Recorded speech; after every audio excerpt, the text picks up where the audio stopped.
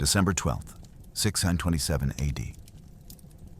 A Roman emperor who'd marched 200 miles through enemy territory stood before the gates of Nineveh with 25,000 exhausted men. Across the field, 40,000 Persian warriors, the finest army the Sassanid Empire had ever assembled, waited to end Rome's last gamble. By sunset, one of history's most powerful empires would be broken forever. Think about what Heraclius was facing. 6 years of continuous campaigning, his capital besieged, his empire bankrupt. And now, 600 miles deep in Persia, outnumbered, exhausted, with no retreat possible. Yet by the end of this video, you'll understand how this became the most decisive single-day battle in ancient warfare. I'm about to reveal 3 things that will rewrite everything you thought you knew about Rome's final centuries. First, the cavalry maneuver that turned a Persian advantage into a death trap in 11 minutes. Second, why the Persian general Razates personally dueled Heraclius, and what happened when their swords met. Third, the secret intelligence network that gave Rome eyes inside Persia's most guarded war councils. But here's what makes this genuinely insane. How did an empire on the verge of total collapse field an army that could march 200 miles and fight the battle of its life? Why did Heraclius stake everything on a single morning when he could have negotiated peace? What tactical revolution did the Romans deploy that Persian commanders had never encountered?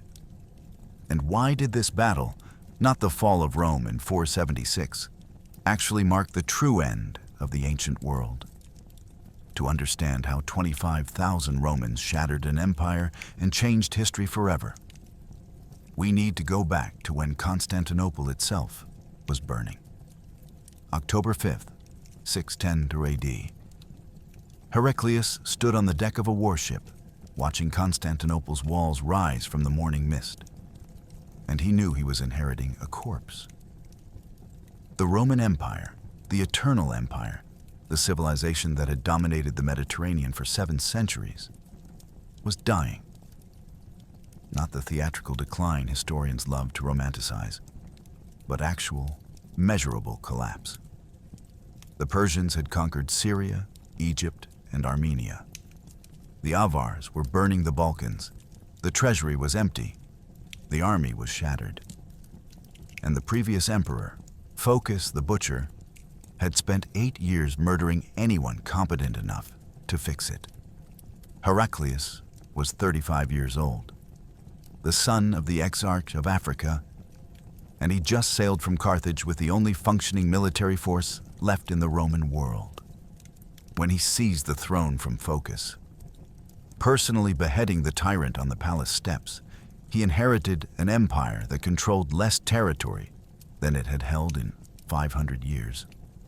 But Heraclius had something Phocas never possessed.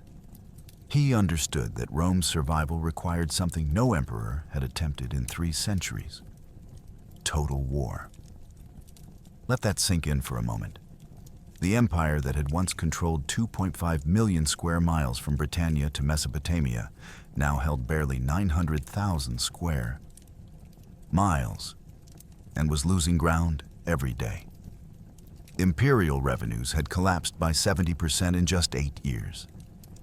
The professional Roman army, which had numbered 645,000 soldiers under Justinian 60 years earlier, was down to fewer than 120,000 effective troops scattered across 1,000 miles of frontier. And of those 120,000, maybe 40,000 were actual trained soldiers.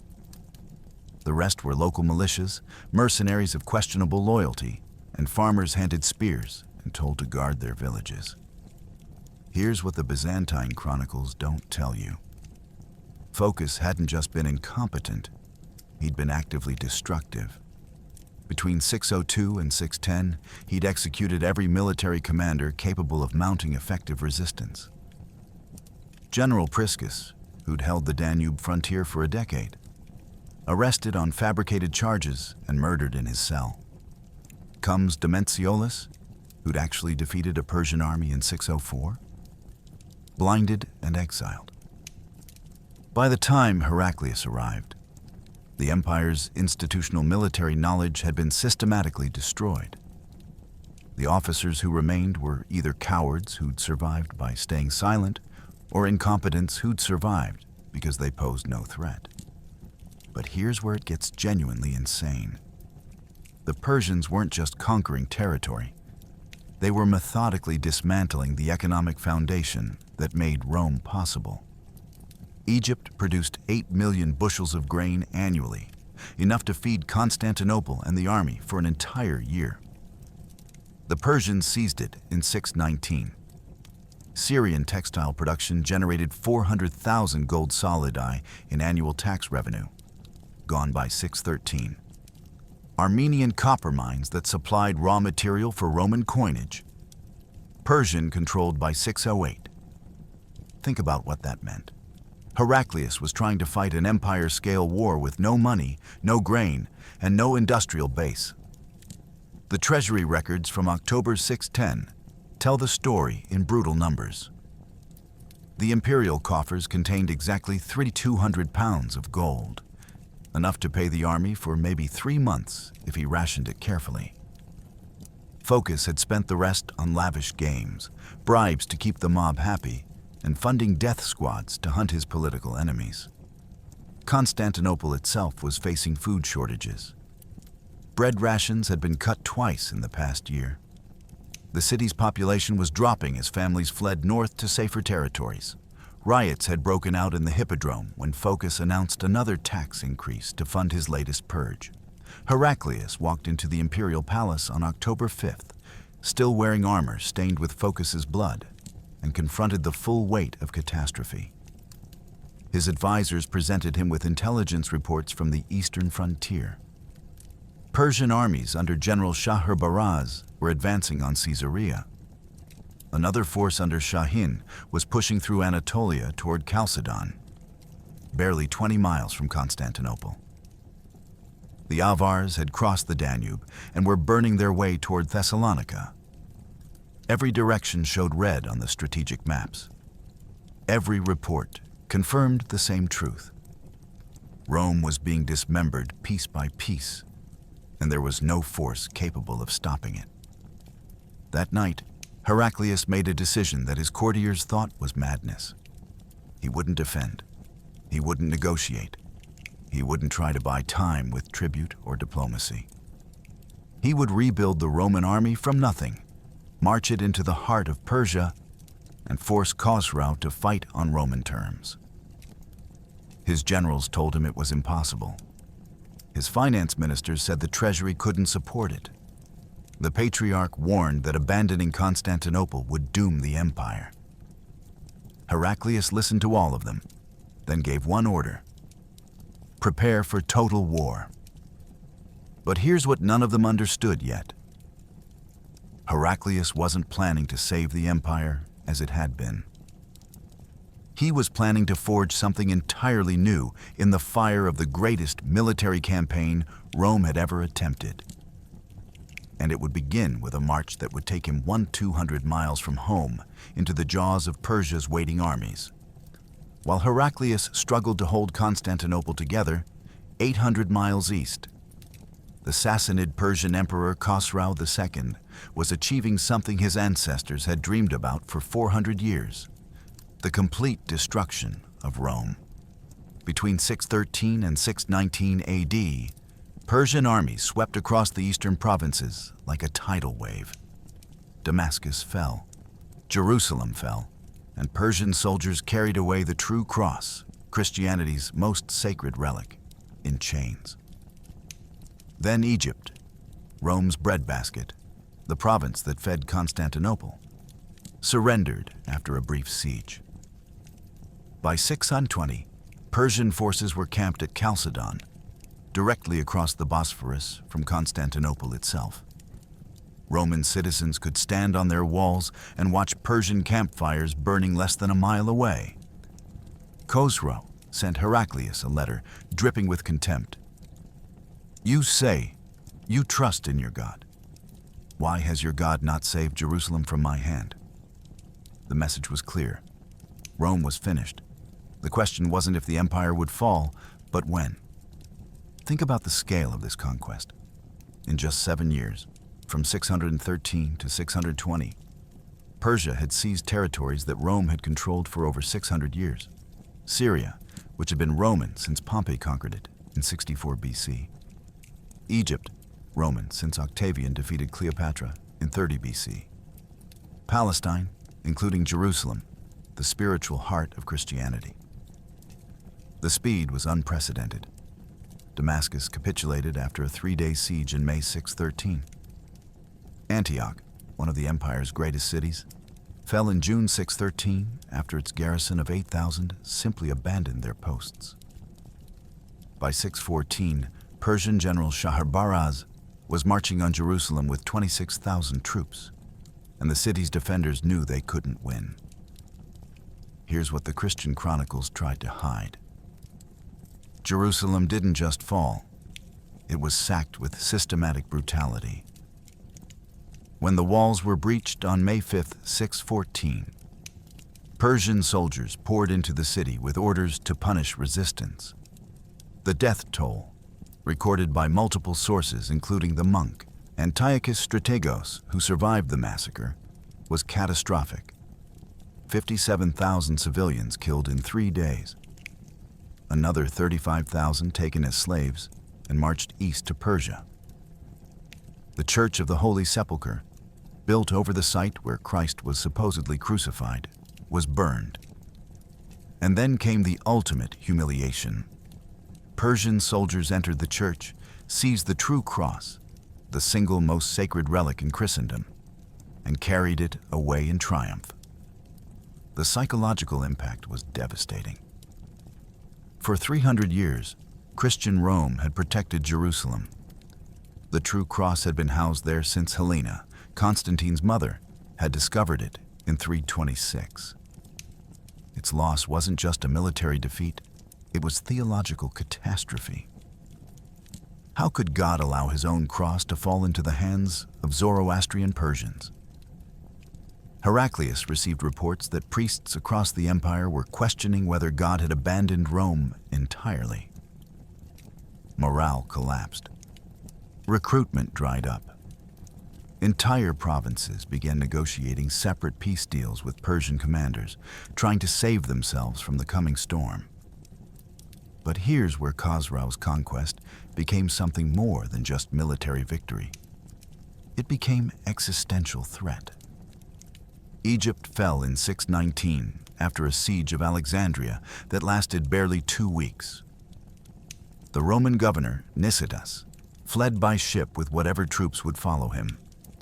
Persian general Shahin marched into the richest province in the empire without losing more than 400 men. Let that sink in.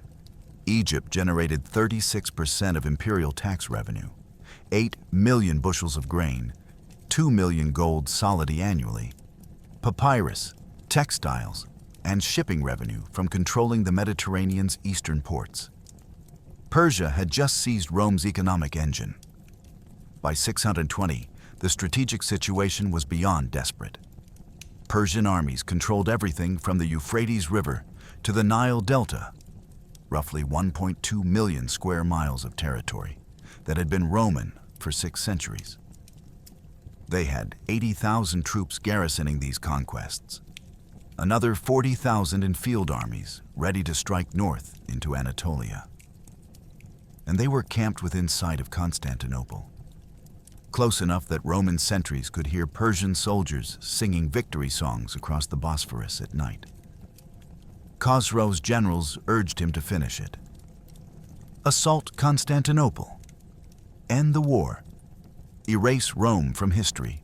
Khosrau II sat in his palace at Ctesiphon, reading reports of total victory, and he made a decision that would haunt him. He didn't order the final assault. He wanted Heraclius to suffer first. He wanted the Roman emperor to watch his empire die slowly, province by province, until there was nothing left but Constantinople itself, isolated, starving, helpless. Then Khosrau would accept Heraclius's inevitable surrender and dictate terms that would reduce Rome to a Persian client state. It was the decision of a man who'd already won and knew it.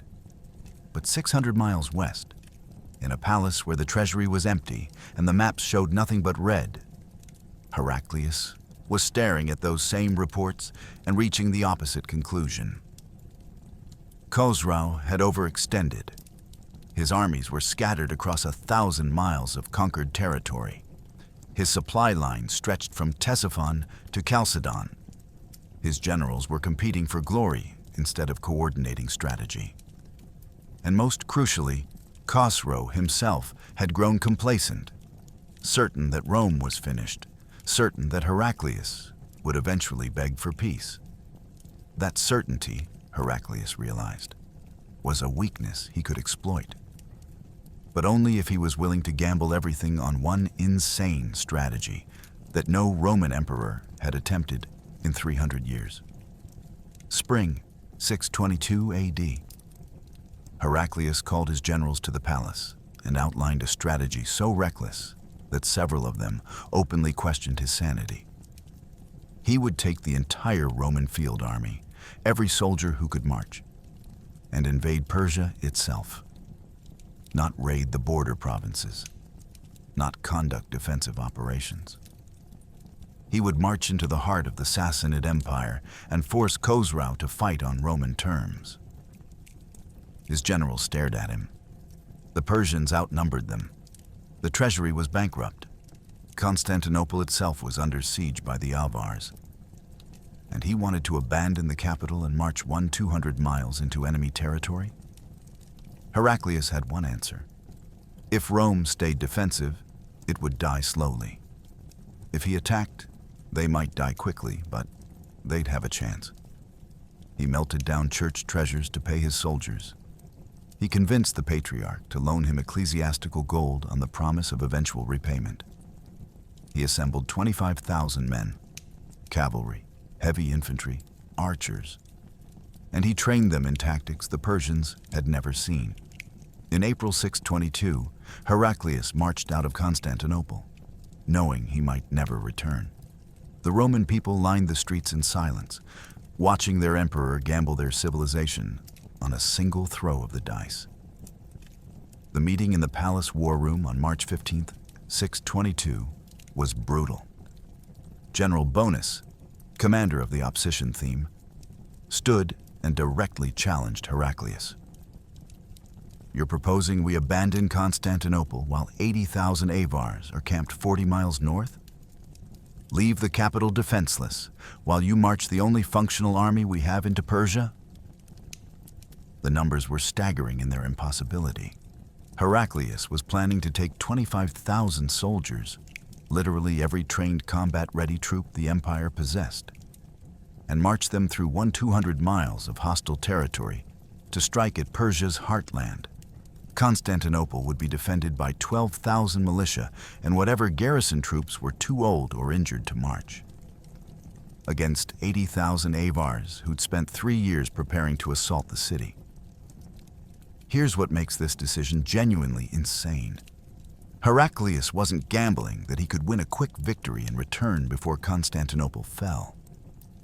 He was gambling that the Theodosian walls, the massive triple-layer fortifications that had protected the city for 200 years, could hold indefinitely without him. He was betting that his teenage son, Heraclius Constantine, could manage the defense. And he was betting that Khosrau, upon hearing that the Roman emperor had invaded Persia itself, would panic and pull troops away from Constantinople to defend his own territory. 3 massive assumptions. Any one of them failing meant the end of Rome. But here's where Heraclius revealed the strategic genius that his courtiers had missed. He wasn't planning to conquer Persia. That was impossible with 25,000 men. He was planning to break Persia's economy. Every mile the Roman army marched into Persian territory, they would burn tax collection infrastructure, destroy granaries, sabotage irrigation systems, and force Khosrau to commit armies to chase them. Think about what that meant. Persia's military was huge, maybe 150,000 troops total. But they were scattered across an empire that stretched from the Indus River to Egypt. Heraclius would strike deep, force Persian armies to concentrate against him, and in doing so, pull Persian forces away from the Roman frontier. It was strategic judo. Use Persia's size and strength against itself.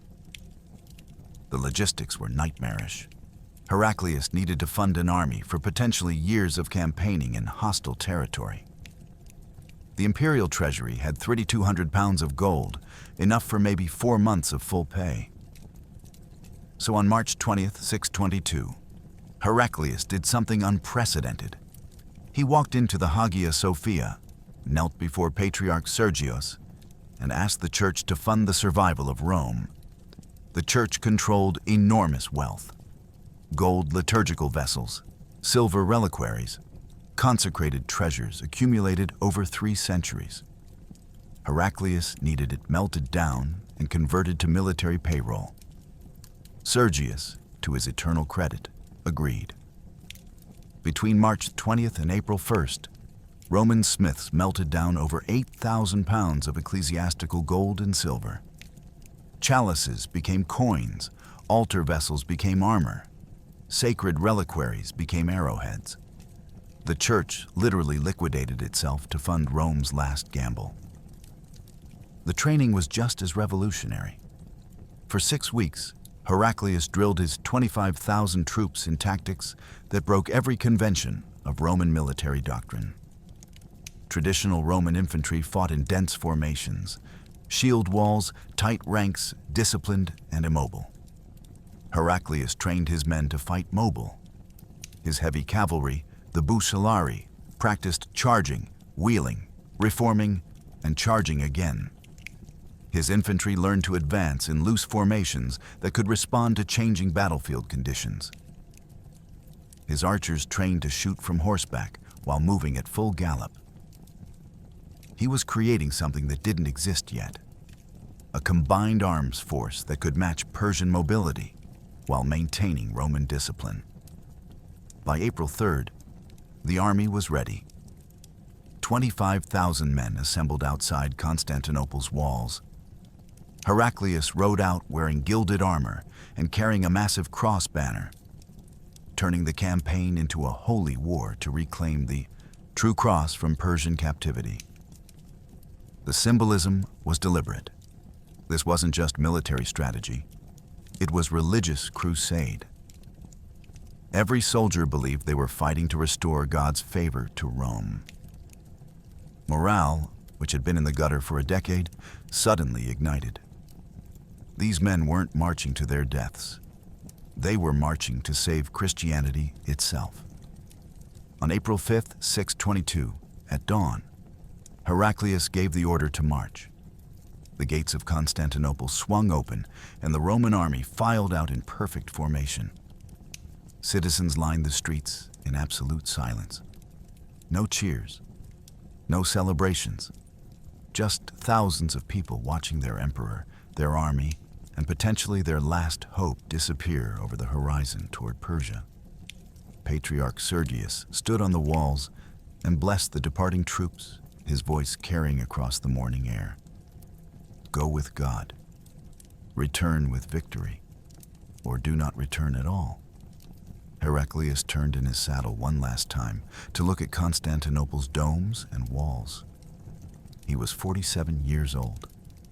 He'd been emperor for 12 years, and he was about to attempt something no Roman emperor since Trajan had dared: invade Persia's homeland and force them to submit. The odds? Impossible. The stakes? Civilization itself. But here's what the Persian commanders didn't know yet.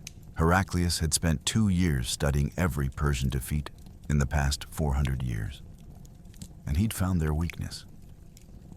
What followed was 6 years of the most brutal campaigning in Roman military history. Heraclius didn't fight one battle. He fought a war of movement, striking deep into Persian territory, avoiding major engagements until he controlled the tempo. In 622, he invaded Armenia, defeating a Persian army at Issus. In 623, he pushed into Azerbaijan. In 624, he destroyed a Persian force at Tigranakert. He wasn't trying to conquer Persia, he was trying to bleed it. Force Khosrau to pull armies away from the Roman frontier, disrupt Persian logistics, make the war so expensive that Khosrau would negotiate. But Khosrau refused to break. Instead, he sent army after army to destroy Heraclius. By 627, both empires were exhausted. Rome had been at war for 17 years. Persia had committed every available soldier. And Heraclius was 600 miles inside enemy territory, running out of time, supplies, and options. That's when he received intelligence that changed everything. The Persian high command was assembling one final army at Nineveh. 40,000 men under General Razates, a warrior who'd never lost a battle. They would march out and crush Heraclius once and for all. The scale of Heraclius's campaign defies comprehension. Between 622 and 627, the Roman army marched over 3,000 miles through some of the most hostile terrain in the known world. They crossed the Armenian highlands in winter, mountain passes at 8,000 feet elevation where temperatures dropped to minus 20 degrees Fahrenheit. They fought through the summer heat of the Mesopotamian plains, where soldiers died of heat stroke in armor that turned into portable ovens. And they did it while fighting constant skirmishes against Persian forces that outnumbered them and knew the terrain. Casualty rates tell the story. Of the original 25,000 men who marched out of Constantinople in 622, fewer than 18,000 remained by 627. 7,000 dead or too wounded to continue. Yet somehow, Heraclius kept winning. Here's what the Persian commanders couldn't understand. Heraclius refused to fight fair.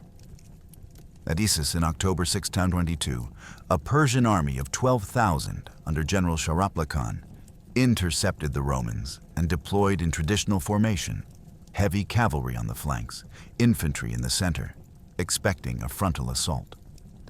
Heraclius feinted with his center, then unleashed his Bucellari cavalry in a flanking maneuver that hit the Persian left from an unexpected angle. The Persians, caught mid-deployment, collapsed in less than an hour. Roman casualties, 340 killed. Persian casualties, over 4,000 dead, and the complete destruction of their baggage train containing 3 months of supplies. Heraclius didn't occupy Issus. He burned the Persian supply depot and marched deeper into Armenia. The pattern repeated across 6 years. In 623, Heraclius pushed into Azerbaijan and encountered a Persian force at Ganzak. Instead of attacking the army, he bypassed it entirely and struck directly at the city, a major Zoroastrian religious center and treasury depot. He sacked Ganzak in a lightning raid, seized an estimated 300,000 gold drachmas from the temple vaults, and disappeared before Persian reinforcements arrived. The psychological impact was devastating. Heraclius had just looted one of Persia's holiest sites and gotten away with it. Khosrau, furious and humiliated, sent 3 separate armies to hunt down the Romans. Heraclius evaded all 3, leading his forces through mountain passes the Persians thought were impassable. But here's where it gets genuinely insane. Heraclius wasn't just fighting, he was conducting psychological warfare on a strategic scale. Every city he burned, every granary he destroyed, every tax collector he killed sent a message to Persian provincial governors. Khosrau can't protect you. By 625, entire regions of northern Persia were in open revolt. Armenian and Georgian nobles who'd been forced into Persian vassalage began switching sides, providing Heraclius with intelligence, supplies, and local troops. The Romans gained 4,000 Armenian cavalry recruits in 625 alone. Battle-hardened horsemen who knew Persian tactics intimately and hated their Persian overlords even more than the Romans did. Think about what this did to Persian strategy. Khosrow had to keep massive garrison forces in Syria and Egypt to hold his conquests. He had to station troops along the Caucasus frontier to prevent further defections. He had to defend Ctesiphon, his capital, against the possibility that Heraclius might strike there directly. And he had to field armies large enough to actually catch and destroy the Roman force. By 626, Persia had over 100,000 soldiers deployed across a 1,000-mile front, and they still couldn't pin down 18,000 Romans who moved like ghosts through hostile territory. The breaking point came in late 626. Heraclius received intelligence from his Armenian allies that shook him. The Persians and Avars had coordinated a massive two-front assault. While Heraclius was deep in Persia, 80,000 Avars and their Slavic allies would assault Constantinople from the west, while a Persian army of 30,000 crossed the Bosphorus to attack from the east. The capital would be caught in a vice and crushed. The assault began on July 29, 626. For 30 days, Constantinople's walls were hammered by the largest siege force assembled since Xerxes attacked Greece. Heraclius, 600 miles away, could do nothing but trust that the Theodosian walls would hold. They held. On August 7, 626, the Roman navy, virtually the only naval force Rome still possessed, destroyed the Persian transport fleet attempting to cross the Bosphorus. Without Persian support, the Avar assault stalled. On August 10th, a Roman sortie from the Golden Gate caught the Avars repositioning siege equipment and butchered them in their camps. The Avars, having lost over 10,000 men, withdrew. Constantinople had survived. But Heraclius knew the victory was temporary. Khosrow would try again. The emperor had one option left: force a decisive battle before Persia could regroup. Intelligence reached Heraclius in November 627. The Persians were assembling their last great field army at Nineveh, the ancient Assyrian capital on the Tigris River. General Razates, the most feared commander in the Sassanid military, had been given command of 40,000 troops with one mission: find Heraclius and end this war. Heraclius stared at the intelligence report. His army was down to 25,000 effective troops after receiving reinforcements from his Armenian and Georgian allies. He was 600 miles from friendly territory. Winter was approaching. Supplies were critically low, and the Persians had just assembled an army specifically designed to destroy him. Every tactical manual said he should retreat. Every strategic calculation said he should avoid battle and try to slip back to Roman territory. But Heraclius had spent 6 years bleeding Persia, and he could see what his officers couldn't. Razates' army wasn't just Persia's last great force, it was Persia's last hope. If Heraclius could destroy it, the war was over. He gave the order to march on Nineveh. One final battle. Winner takes everything. Razates was the embodiment of Persian military excellence. He'd served under Khosrow for 20 years, commanding armies in Armenia, Syria, and Mesopotamia. He'd beaten Roman forces at Antioch. He'd crushed Byzantine cavalry at Dara. His soldiers called him the Golden Spear, and Persian chroniclers described him as fearless, tactically brilliant, and absolutely loyal to the Shahanshah. By December 627, Razates commanded the largest field army Persia had assembled in a generation. 40,000 troops, 15,000 elite Savaran cavalry in scale armor, 20,000 infantry armed with spears and composite bows, and 5,000 war elephants, massive armored beasts that could shatter infantry formations just by existing. Razates had explicit orders from Khosrow: find Heraclius, destroy his army, and bring the Roman emperor back in chains. Razates intended to do exactly that. He marched his army to the plains outside Nineveh, the ancient Assyrian capital, and waited. When his scouts reported that Heraclius was approaching with only 25,000 men, Razates smiled. The Romans had marched 200 miles to die. Razates' combat record was terrifying. At Antioch in 613, he'd faced a Roman force of 18,000 trying to defend Syria's second-largest city. He'd feinted with his infantry, drawn the Roman cavalry into overextending, then unleashed his Savaron from both flanks in a double envelopment that destroyed the Roman army in less than 3 hours. Roman casualties: 12,000 dead, 4,000 captured.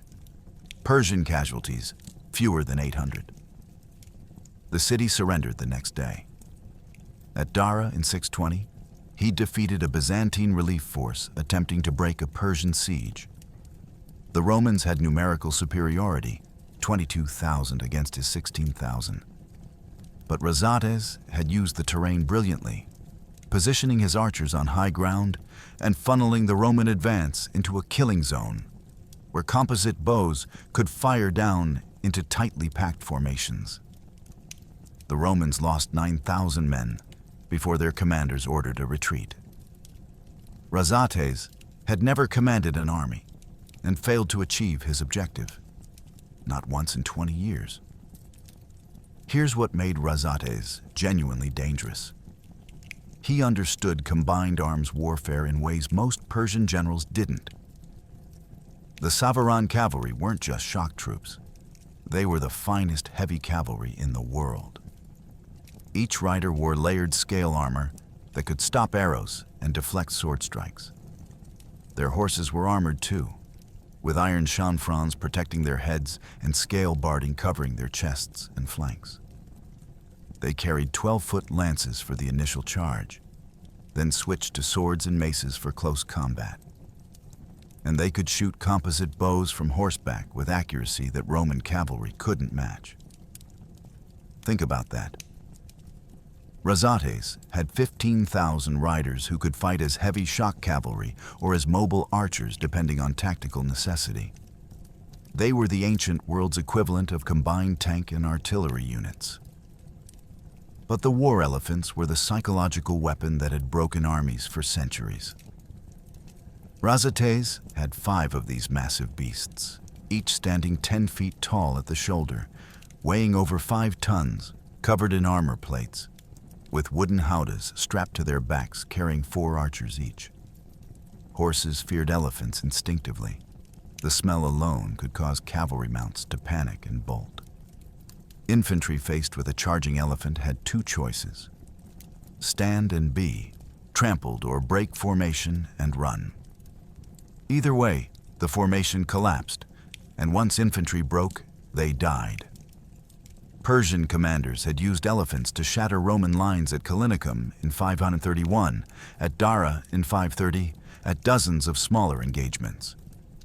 Razates planned to use them the same way at Nineveh. The Persian infantry were no joke either. These weren't conscripts or provincial levies. They were professional soldiers who trained year-round. They fought in dense formations with 15-foot spears, creating a bristling wall of steel that cavalry couldn't penetrate. Behind the spearmen stood ranks of archers equipped with composite bows that could fire arrows 300 yards, with enough force to punch through chainmail. Persian archery doctrine emphasized volume of fire. 20,000 archers could loose 40,000 arrows per minute, creating a literal steel rain that would blanket an entire battlefield. Roman sources from earlier conflicts described Persian arrow storms as turning day into night. We had so many projectiles in the air simultaneously that they blocked out the sun. Razates deployed his 40,000-strong army on the plains of Nineveh with tactical precision. He positioned his heavy infantry in the center, a solid anvil that could absorb a Roman charge. His Savaron cavalry took the flanks, ready to envelop any enemy force that engaged the center. The war elephants were held in reserve directly behind the infantry, positioned to exploit any breakthrough or to charge if the Roman line showed weakness. His archers were distributed throughout the formation, ready to harass the Romans from distance before the melee began. It was textbook Sassanid deployment, the same formation that had won battles for 400 years. On December 10, 627, Razates received confirmation that Heraclius was 2 days' march away. He called his commanders together and laid out the battle plan. The Romans are exhausted. They've been campaigning for 6 years. They're 600 miles from reinforcement. They have 25,000 men against our 40,000. When they arrive, we won't chase them. We'll let them come to us. Let them see our numbers. Let them realize they can't win. Then we'll destroy them in detail. His officers nodded. The logic was flawless. Every tactical advantage favored Persia. Numbers, fresh troops, superior position, elephants, cavalry superiority. The Romans had nothing except desperation and an emperor who'd refused to know when he was beaten. But here's what Razates didn't know, what no Persian commander could have known.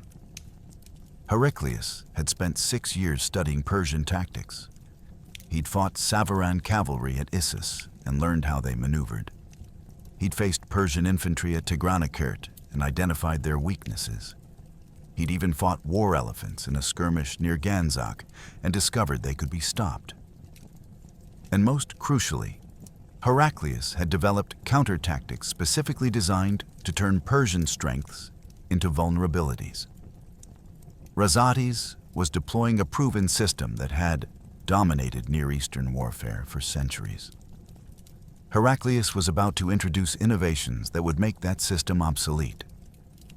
The ancient world's most accomplished Persian general was about to face the tactical revolution he never saw coming. Heraclius's 25,000 weren't the broken provincial levies that Persia had been crushing for decades. They were something new, a professional, mobile, tactically flexible force that Heraclius had spent 6 years forging in constant combat. At the core were the Bucellari, heavily armored cavalry shock troops equipped with lances, swords, and composite bows. These weren't medieval knights. They were mobile, heavy cavalry who could charge, wheel, and reform with devastating precision. Supporting them were kontaratoi, medium cavalry armed with spears who could screen flanks and exploit breakthroughs. The infantry were optimatoi, professional soldiers trained to fight in tight formations, anchored by skutatoi, carrying large shields and spears. And crucially, Heraclius had light horse archers, Hunnic and Arab auxiliaries who could skirmish, harass, and disrupt enemy formations. But the real innovation was tactical integration. Heraclius had trained his cavalry and infantry to fight as a coordinated system. Cavalry would pin the enemy. Infantry would hold the center. Light troops would harass flanks. And when the moment came, the Bucellari would deliver the killing blow. The Persians had never faced anything like it. Let that sink in for a moment.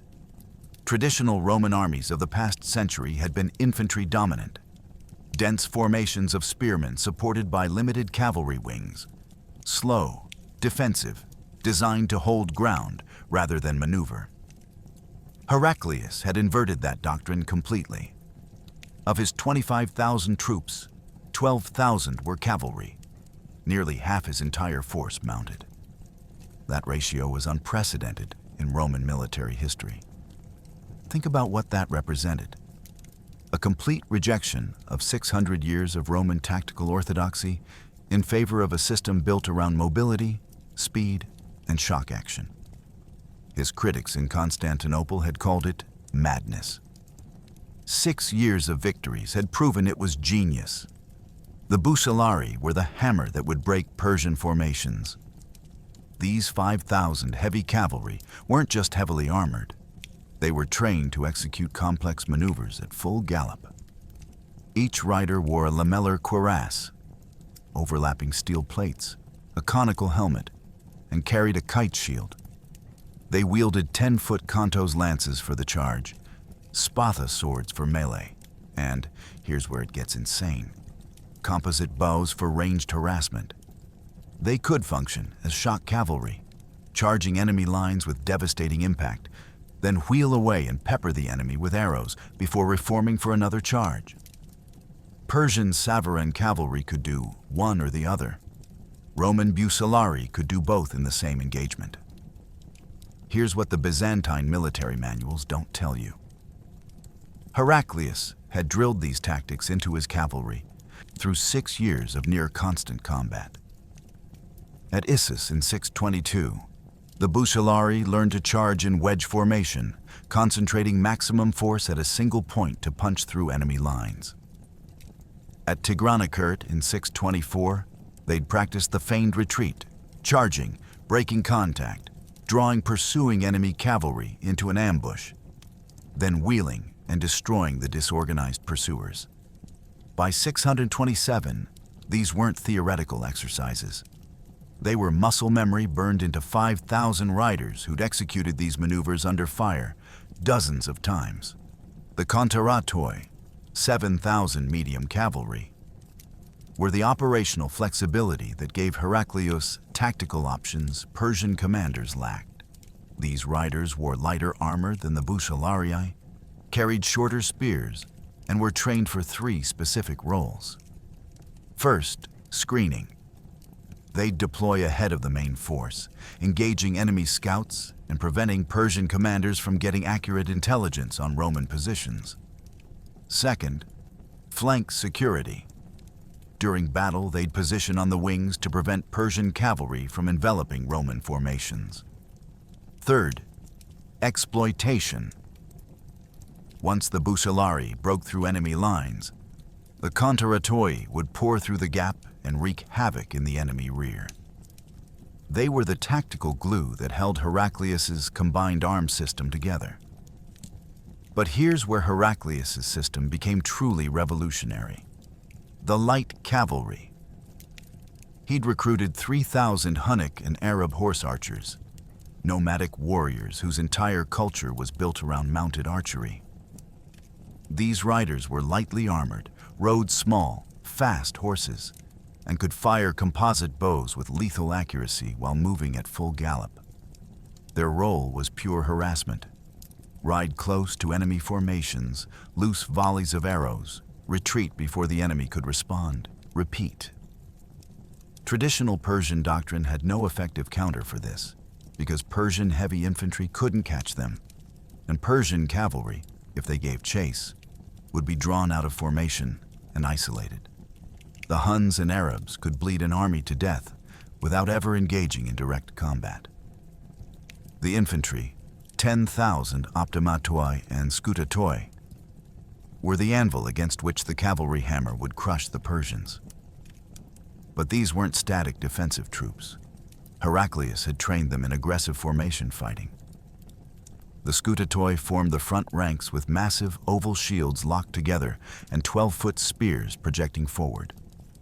Behind them, optimatoi wielded shorter spears and swords, ready to push through gaps or reinforce weak points. They'd practiced advancing in formation while maintaining cohesion, something Roman infantry hadn't done effectively in over a century. The numbers tell the story of transformation. When Heraclius left Constantinople in 622, his army's kill ratio against Persian forces was roughly 1.1. They killed 1 Persian for every Roman lost. By 627, after 6 years of constant refinement, that ratio had improved to nearly 4-1.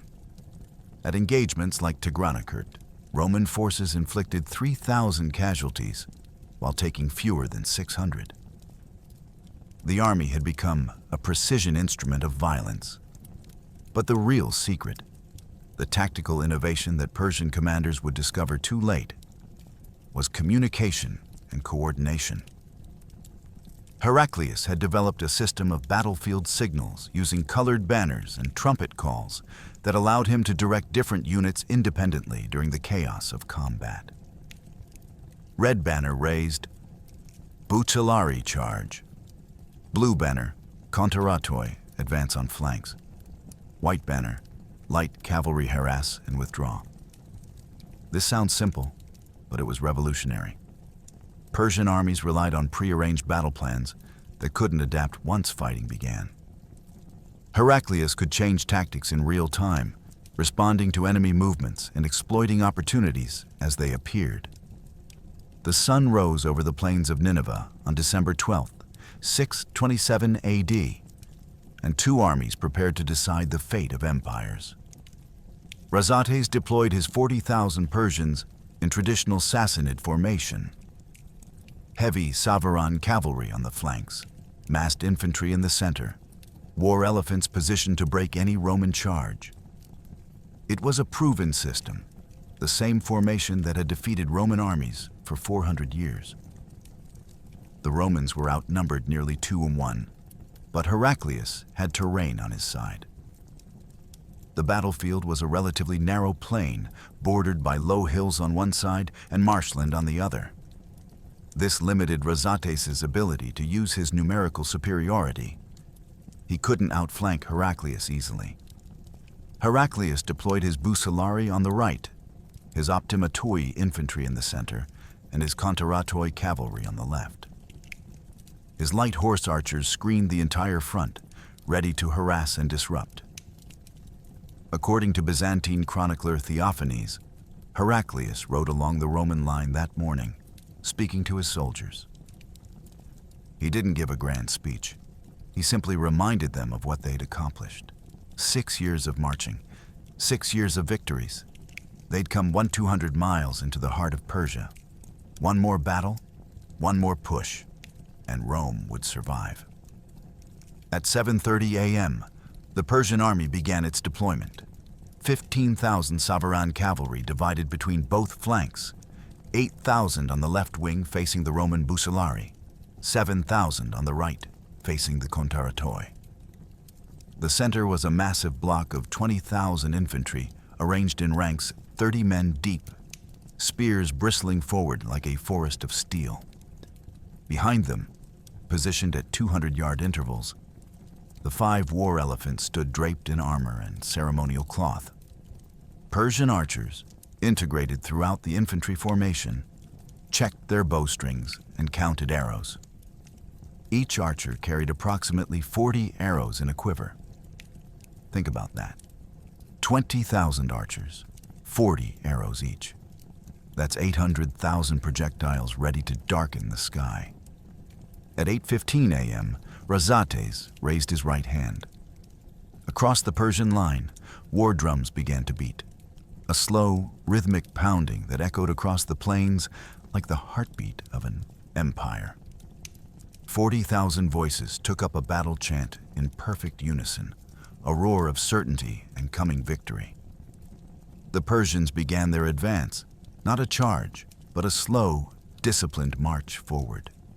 20,000 infantry moving as one mass, 15,000 cavalry walking their horses forward on the flanks, war elephants lumbering ahead at the center. The earth shook under the weight of the largest Persian field army assembled in a generation. Heraclius watched them come. His hand tightened on his lance. He gave a single nod to his signaler, and a red banner shot up at the Roman center. The battle for the ancient world had begun. At approximately 9 a.m., the Persian army moved forward in massive, disciplined columns. The ground shook under the weight of 40,000 men and horses. The Savaran cavalry on the flanks rode in perfect formation, their scale armor glittering in the morning sun. The infantry marched with spears leveled, shields locked. And at the center, the war elephants, towering, armored, terrifying, lumbered forward like moving fortresses. For the Romans watching from their lines, the sight must have been overwhelming. Byzantine sources describe soldiers gripping their weapons tighter, muttering prayers, bracing for impact. The Persian advance was textbook Sassanid doctrine. Slow, methodical, overwhelming. The infantry maintained formation across a front 800 yards wide, moving at exactly 60 paces per minute. Each step was coordinated by the drumbeat echoing across the plain. Spearmen in the front ranks held their weapons at a 45-degree angle, creating a wall of steel points that stretched for nearly half a mile. Behind them, rank after rank of soldiers advanced in lockstep, 30 ranks deep in places, so dense that if the front line fell, there were 29 more ready to step forward and replace them. At 9:10 a.m., the distance between the armies had closed to 800 yards. Here's where it gets genuinely insane. The Persian archers embedded within the infantry formations began their work. 20,000 bowmen, firing in coordinated volleys, loosed their first wave. Byzantine chronicler Theophanes describes the sound. Like the roar of wind through a forest, then the sky itself seemed to darken. 40,000 arrows arced upward, reached their apex at roughly 150 feet, then descended toward the Roman lines. The first volley landed among the Roman infantry at 9:11 a.m. Men raised shields. Arrows slammed into wood, into armor, into flesh. The Roman line rippled, but didn't break. The Persian archers loosed a second volley, then a third. By 9:15 a.m., they'd fired 6 volleys, 240,000 arrows in 4 minutes. The Romans crouched behind their shields, unable to respond, unable to do anything but endure. This was the Persian way of war. Bleed the enemy from distance, wear down their morale, then strike with cavalry and infantry when they're exhausted and demoralized. But Heraclius still hadn't given the order to respond. His soldiers were dying under the arrow storm, and he sat motionless on his horse, watching. At 9:20 a.m., with the Persian army now at 600 yards and closing fast, Heraclius raises his left hand. His signaler waves a white banner, the prearranged signal the light cavalry has been waiting for. Zebul, the Hun chieftain commanding the Roman light horse, grins. He turns to his riders and shouts a single word in Hunnic. 3,000 light cavalry explode into motion, riding hard toward the Persian flanks, not to engage, but to harass. To begin the bleeding that would turn Razates' perfect advance into chaos. At 600 yards, the Roman light cavalry surged forward. Hunnic and Arab horse archers, riding light, fast horses, swept across the Persian front in loose formations. They didn't charge the Persian line, they harassed it. They rode parallel to the advancing infantry, releasing volleys of arrows, then wheeling away before the Persians could respond. The effect was devastating. Thousands of arrows slammed into the Persian infantry. Men stumbled, fell, died. Here's what made the Roman light cavalry tactics so brutally effective. They operated in units of exactly 50 riders called banda, each commanded by a single officer who'd spent 6 years learning to coordinate fire with other banda in real combat. At 9:25 a.m., 12 banda, 600 riders, swept toward the Persian left flank in a wide arc. They approached to within 150 yards of the Persian Savaran cavalry, loosed a coordinated volley of approximately 600 arrows in 3 seconds, then wheeled their horses and galloped away at full speed before the Persians could organize a response. Think about the mathematics of this harassment. Each Roman light cavalryman carried approximately 40 arrows in his quiver. With 3,000 light cavalry operating across the battlefield, that's 120,000 arrows available for continuous fire. The Huns and Arabs weren't firing all at once, they were rotating. One banda would sweep in, fire, retreat to reload, while another banda attacked from a different angle. At any given moment, 8-10 banda were actively engaging the Persians while the rest repositioned. By 9:35 a.m., the Persian advance had slowed to roughly 40 paces per minute, half its original speed.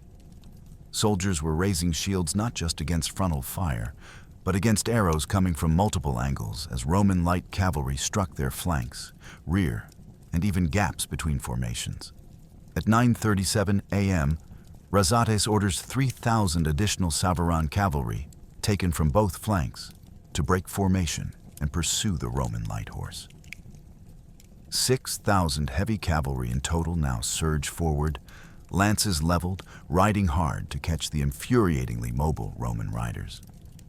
It's exactly what Heraclius predicted they'd do. The moment the Persian heavy cavalry commits to the chase, the Roman light cavalry executes a maneuver they've practiced hundreds of times. They execute a controlled fighting retreat.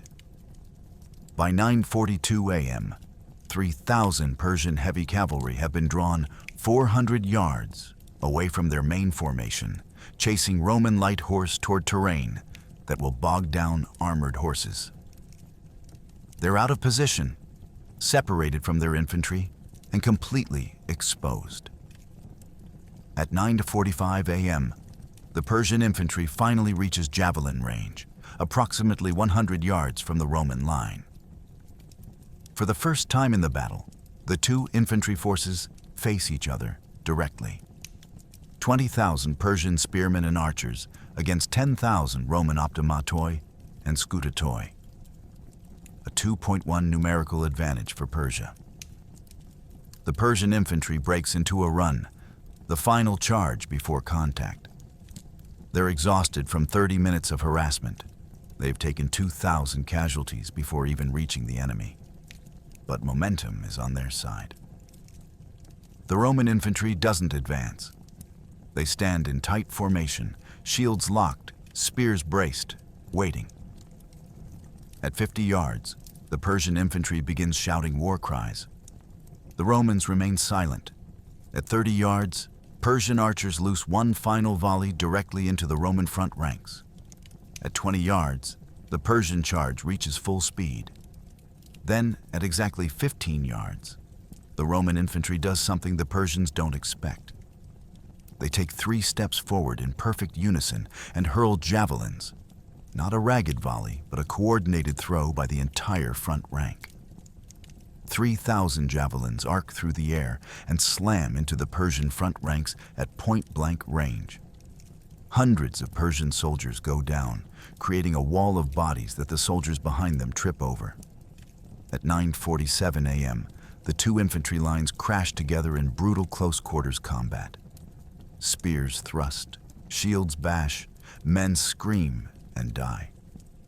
The Roman scutatoi in the front ranks lean into their shields, using their body weight to push against the Persian mass while their spears jab forward into exposed faces and torsos. It's grinding, exhausting violence, where men die from spear thrusts they never see coming. But the Roman line holds. Despite being outnumbered 2-1, the Roman infantry doesn't break. At 10:15 a.m., Razates committed his war elephants. 5 massive beasts, draped in armor, each carrying archers and wooden towers strapped to their backs, charged directly at the Roman center. The ground shook. This was the moment Razates needed. If the elephants broke the Roman center, his cavalry could pour through the gap and surround Heraclius's army. The battle would be over in minutes. At 10:13 a.m., Persian handlers urged the elephants forward with long spears, goading them into a lumbering charge that accelerated to roughly 15 miles per hour. Each elephant weighed approximately 5 tons. Think about that. 25 tons of armored flesh bearing down on infantry who were already locked in desperate hand-to-hand combat with Persian spearmen. The elephants trumpeted, a sound like metal tearing, magnified 100 times, and the Roman line rippled. Men in the rear ranks pushed backward. But Heraclius had prepared for this. At 10:14 a.m., as the elephants closed to 100 yards, Roman ballistae, mobile bolt throwers positioned behind the infantry, fired directly into the charging beasts. These were mobile scorpions that could launch a 3-pound iron-tipped bolt with enough force to penetrate armor at 150 yards. The ballistic crews aimed not at the elephants' armored fronts, but at their handlers, men perched on the beasts' necks with no protection except leather tunics. The first volley fired at 10:14 a.m. and 30 seconds. 8 iron bolts screamed across the gap and found their targets with horrifying precision. 3 handlers were struck directly. The elephants whose handlers died instantly panicked. 1 veered left and crashed into Persian infantry. Another stopped dead, trumpeting in confusion. The third went berserk, throwing the wooden howdah off its back, sending the 4 archers inside tumbling 10 feet to the ground. Then it turned and stampeded back toward the Persian lines, trampling anyone in its path. The remaining 2 elephants continued their charge. At 10:15 a.m., they crashed into the Roman line at full speed. The lead elephant hit the Scutatoi's shield wall like a battering ram, scattering soldiers and crushing men under its massive feet. The second elephant followed, widening the breach, creating a gap in the Roman center approximately 30 yards wide. Persian infantry, seeing the breach, surged forward with renewed fury. But the optimatoi behind the front ranks didn't break. They'd been drilled specifically on how to fight large animals. Don't attack the front, target the vulnerable spots. As the elephants pushed into the Roman formation, Roman soldiers swarmed them from the sides and rear. Spearmen jabbed at the elephants' legs. Other soldiers threw javelins at the howdahs. Still others targeted the elephants' eyes, faces, trunks, anything that would cause pain and panic. At 10:17 a.m., one of the 2 elephants took a spear thrust directly in its left eye. The beast reared up, screaming, and in its agony crashed sideways into its companion elephant. Both animals, now wounded, bleeding, and panicked, turned and fled back toward the Persian lines. They trampled through the Persian infantry, trying to exploit the breach, killing dozens of their own soldiers. Think about what just happened in 3 minutes. Razates had committed his terror weapon, the beasts that had broken Roman lines at Callinicum and Dara. He'd created a breach. He'd sent reserves to exploit it. And instead of victory, he'd created disaster. His elephants were retreating in panic. His reserve infantry were scattered, and the breach in the Roman line was already closing. While Heraclius was watching his Butsalari cavalry on the right flank, the Persian savaran that had been drawn away were now completely out of position. The Persian left flank was exposed, and it was time to deliver the killing blow. At 10:15 a.m., Razates committed his war elephants. 5 massive beasts draped in armor, each carrying archers and wooden towers strapped to their backs, charged directly at the Roman center. The ground shook. Roman infantry, who'd never seen elephants before, felt their courage waver. Byzantine chroniclers described the scene: soldiers backing up, ranks compressing, officers shouting to hold the line. This was the moment Razates needed. If the elephants broke the Roman center, his cavalry could pour through the gap and surround Heraclius's army. The battle would be over in minutes. But Heraclius had prepared for this. As the elephants closed to 100 yards, Roman ballistae, mobile bolt throwers positioned behind the infantry, fired directly into the charging beasts. Massive iron-tipped bolts, each weighing several pounds, slammed into the elephants at point-blank range. 2 elephants went down immediately, collapsing in screaming, thrashing heaps. A third struck in the side, panicked and turned, trampling Persian infantry. The remaining 2 elephants reached the Roman line and were met by optimatoi infantry, fighting in dense, shield-locked formations. The Romans didn't try to kill the elephants. They targeted the handlers, the archers, the exposed flanks. They jabbed spears into vulnerable spots, threw javelins at the towers, created chaos. Within minutes, the elephant charge had stalled, and the beasts were retreating, leaving Persian corpses scattered across the field. The elephant charge had begun with calculated terror. Razates had positioned these 5 beasts 200 yards behind his infantry line, specifically for this moment. When the Roman center was engaged in brutal melee combat, and couldn't maneuver. At 10:13 a.m., Persian handlers urged the elephants forward with long spears, goading them into a lumbering charge that accelerated to roughly 15 miles per hour. Each elephant weighed approximately 5 tons. Think about that. 25 tons of armored flesh bearing down on infantry who were already locked in desperate hand-to-hand combat with Persian spearmen. The psychological effect was immediate and devastating. Roman soldiers in the center who'd been holding firm against the Persian infantry assault suddenly found themselves facing something from nightmare. The elephants trumpeted, a sound like metal tearing, magnified 100 times. And the Roman line rippled. Men in the rear ranks pushed backward. Officers screamed orders to hold position, but instinct was overriding discipline. Byzantine sources describe soldiers throwing down their weapons and running. Not all of them, not even most, but enough that gaps began opening in the Roman formation. Razates, commanding the infantry from horseback, saw the panic spreading and made a split-second decision. He rode directly into the path of the charging elephants, positioning himself between the beasts and his breaking formation, and started bellowing in Armenian and Greek, "Stand! They're just animals. Stand and fight." Here's what makes Heraclius' response genuinely brilliant. He'd anticipated this exact scenario.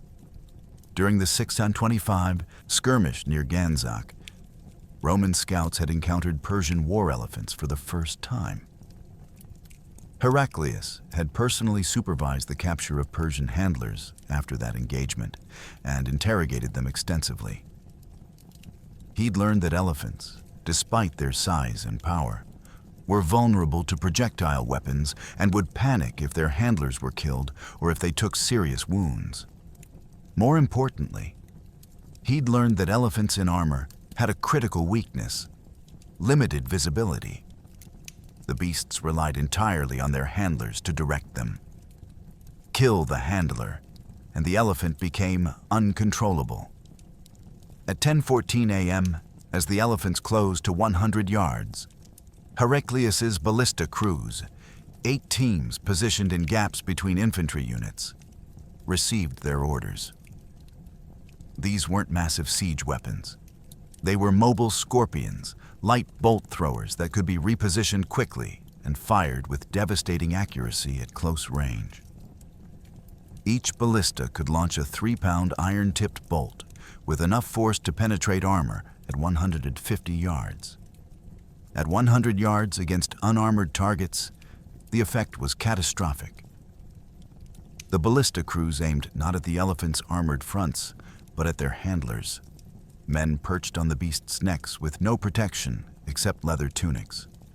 The first volley fired at 10:14 a.m. and 30 seconds. 8 iron bolts screamed across the gap and found their targets with horrifying precision. 3 handlers were struck directly. 1 bolt went through a man's chest and lodged in the elephant's neck behind him. The elephants whose handlers died instantly panicked. 1 veered left and crashed into Persian infantry who scattered in terror. Another stopped dead, trumpeting in confusion. The third, the one whose handler had been pinned to its neck by the ballista bolt, went berserk. It reared up, throwing the wooden howdah off its back, sending the 4 archers inside tumbling 10 feet to the ground. Then it turned and stampeded back toward the Persian lines, trampling anyone in its path. The remaining 2 elephants, now without support, continued their charge toward the Roman center. At 10:15 a.m., they crashed into the Roman line at full speed. The impact was devastating. The lead elephant hit the Scutatoi's shield wall like a battering ram, scattering soldiers and crushing men under its massive feet. The Roman front rank disintegrated. Men who'd been holding against Persian infantry suddenly found themselves fighting a 5-ton animal they couldn't stop. The second elephant followed, widening the breach, creating a gap in the Roman center approximately 30 yards wide. This was the crisis point. Persian infantry, seeing the breach, surged forward with renewed fury. If they could exploit this gap, they could split the Roman army in half, surround both fragments, and destroy them separately. Razates, watching from his command position, saw victory within reach. He ordered his reserve infantry, 3,000 fresh troops who hadn't yet engaged, to pour through the breach and complete the destruction of the Roman center. But here's where Roman tactical training made the difference. The optimatoi behind the front ranks didn't break when the elephants crashed through. They'd been drilled specifically on how to fight large animals. Don't attack the front, target the vulnerable spots. As the elephants pushed into the Roman formation, Roman soldiers swarmed them from the sides and rear. Spearmen jabbed at the elephants' legs, unarmored and vulnerable. Other soldiers threw javelins at the howdahs, killing the Persian archers before they could fire down into the Roman ranks. Still others targeted the elephants' eyes, faces, trunks, anything that would cause pain and panic. At 10:17 a.m., one of the two elephants that had penetrated the Roman line took a spear thrust directly in its left eye. The beast reared up, screaming, and in its agony crashed sideways into its companion elephant. Both animals, now wounded, bleeding, and panicked, turned and fled back toward the Persian lines. They trampled through the Persian infantry trying to exploit the breach, killing dozens of their own soldiers and creating chaos where there should have been coordinated assault. Think about what just happened in the span of 3 minutes. Razates had committed his psychological terror weapon, the beasts that had broken Roman lines at Callinicum and Dara. He'd created a breach in the Roman center. He'd sent fresh reserves to exploit it. And instead of victory, he'd created disaster. His elephants were retreating in panic. His reserve infantry were scattered and disorganized. And the breach in the Roman line was already closing as optimatoi moved forward to fill the gap. By 10:20 a.m., the elephant assault was over. Roman casualties, approximately 180 killed, crushed, or trampled. Persian casualties from the panicked elephants alone. Over 300 of their own infantry killed by stampeding beasts. The Roman center, which should have broken, instead held firm. Varaz rode along the reformed line, checking casualties, repositioning units, shouting encouragement. His soldiers had faced the ancient world's most terrifying weapon and survived. Morale, which had wavered during the charge, now surged. They'd held against elephants. They could hold against anything. Razates stares at the battlefield in disbelief. His infantry assault has stalled. His cavalry is out of position chasing Roman light horse. His elephants, his decisive weapon, are fleeing back toward his own lines in panic. He's been fighting for over an hour, committed 40,000 troops, and the Roman line still stands. But he still has one card to play. Overwhelming numbers.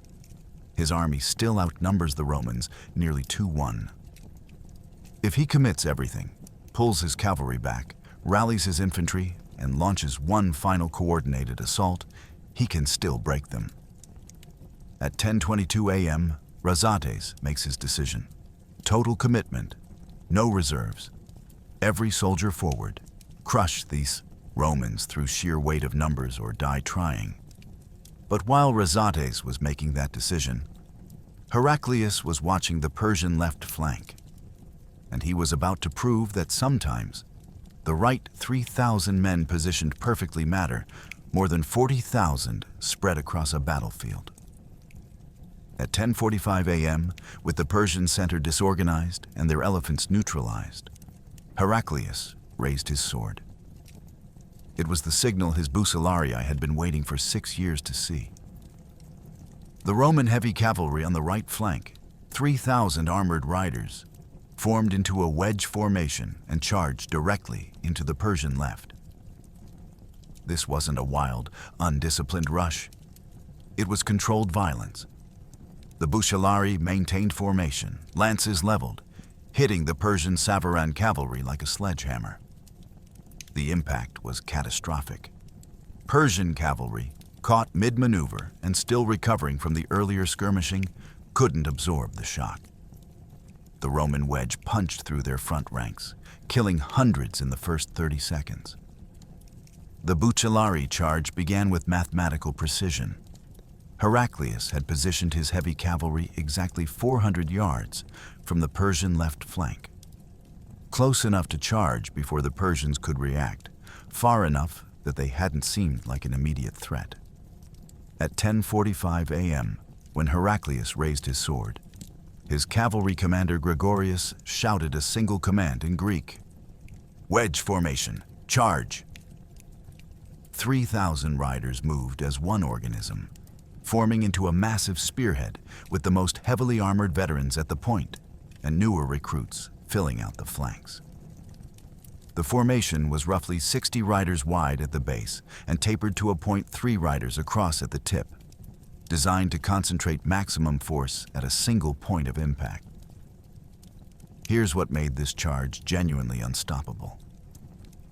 The Bucellari weren't charging fresh, ready cavalry.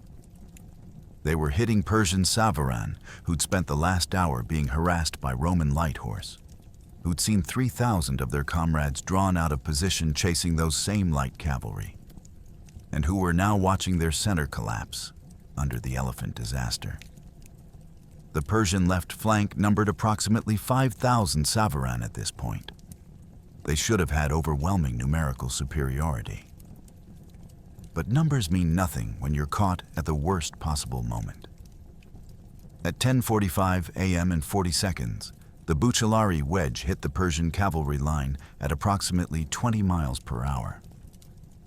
Think about the physics. 3,000 armored horsemen, each weighing roughly 400 pounds in full armor, riding horses that weigh 200 pounds, all moving at 20 mph.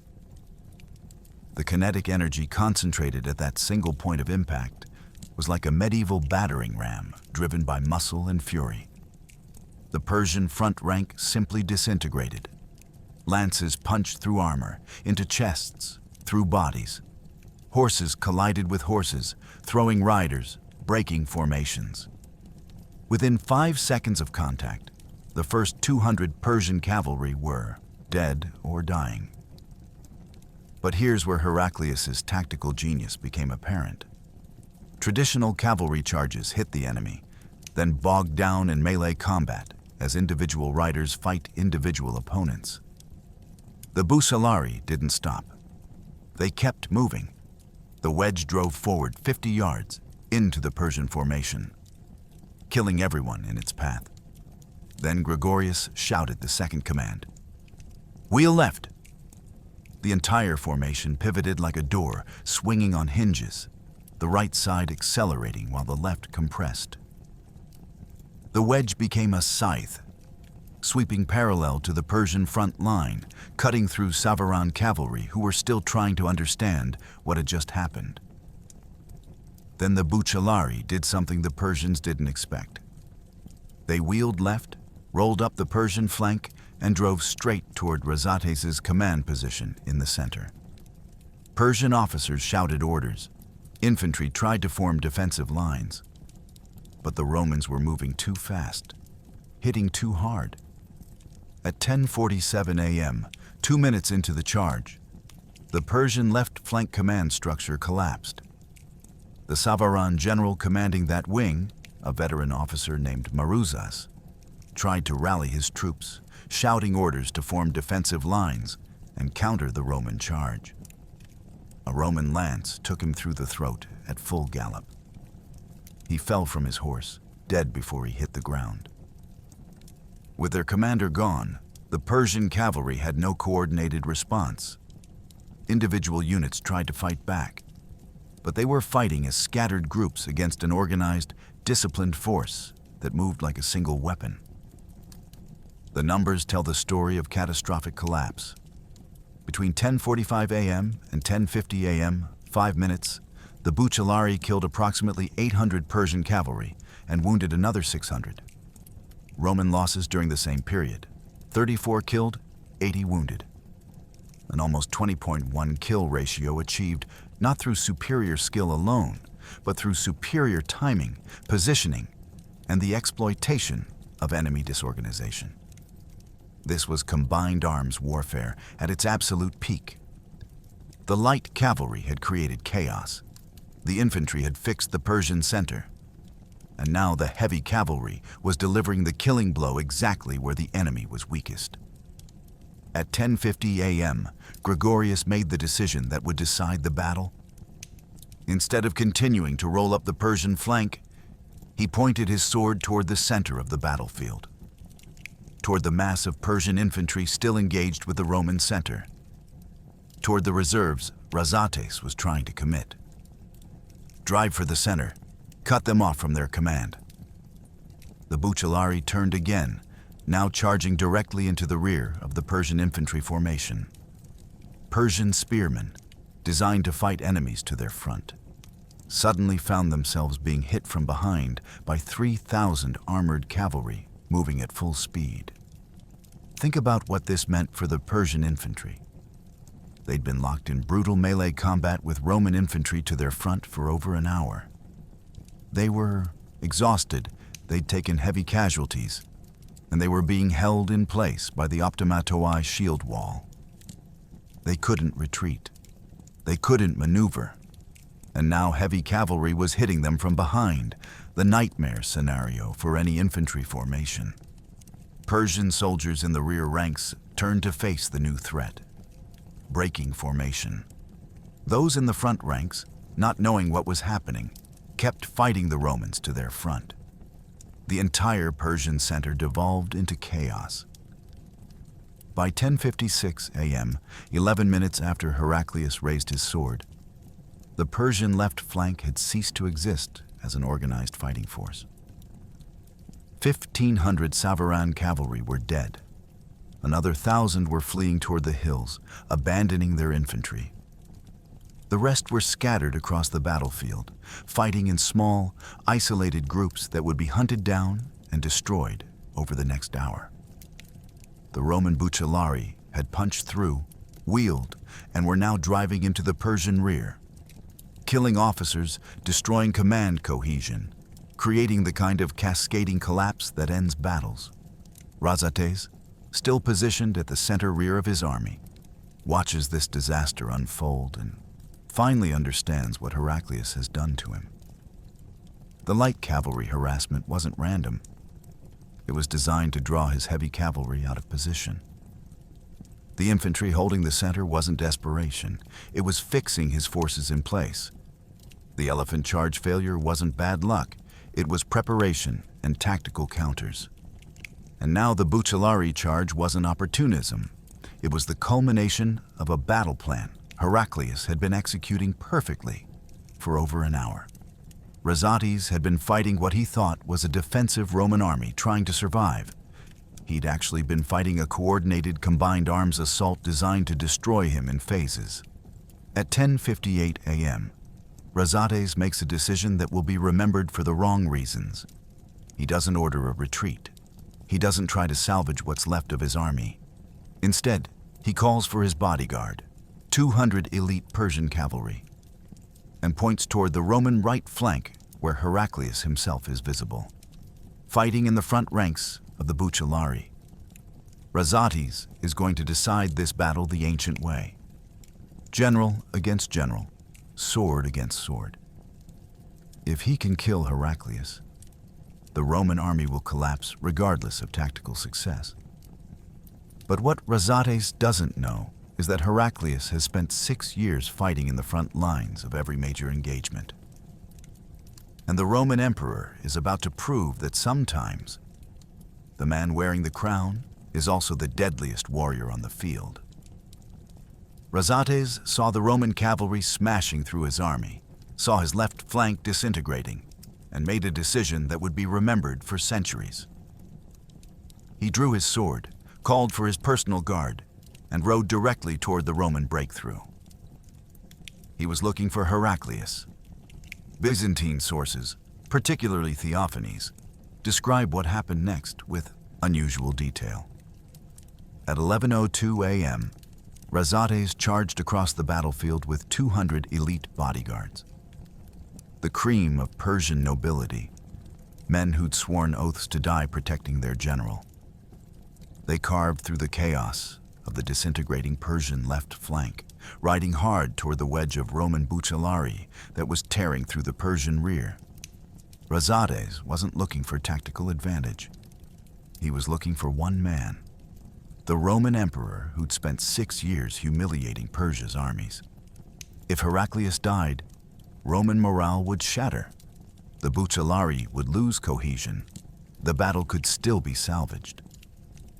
It was desperate logic, but Razates had run out of rational options.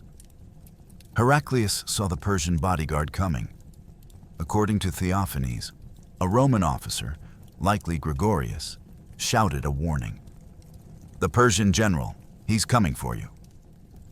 Heraclius could have pulled back, could have let his bodyguards intercept, could have used his cavalry superiority to surround and destroy Razates without personal risk. Instead, at 47 years old, after 6 years of continuous campaigning, Heraclius did something that reveals everything about why his soldiers followed him into impossible battles.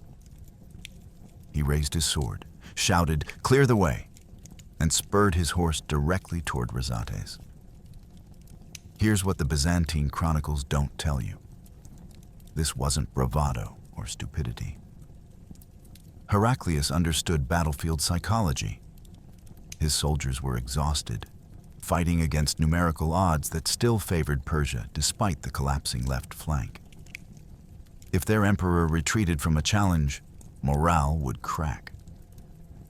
But if he fought, if he personally faced Persia's greatest general in single combat, every Roman soldier watching would fight harder, believing their emperor was willing to risk everything alongside them. It was calculated symbolism delivered with a sword.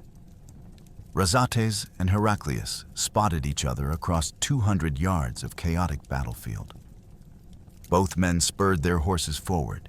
Their bodyguards tried to intercede, but both leaders waved them off. This would be decided personally. The two men met at 11:03 a.m., approximately 150 yards behind what had been the Persian front line. Razates rode a massive Persian warhorse, bred for size and strength.